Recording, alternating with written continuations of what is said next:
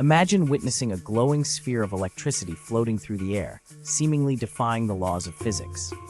This phenomenon, known as ball lightning, has baffled scientists for centuries.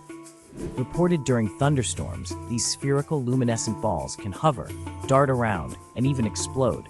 Despite countless sightings, the exact nature and mechanism of ball lightning remain elusive. Theories range from plasma formation to chemical reactions within the atmosphere. Some researchers suggest that it could be a result of electromagnetic fields interacting with the environment.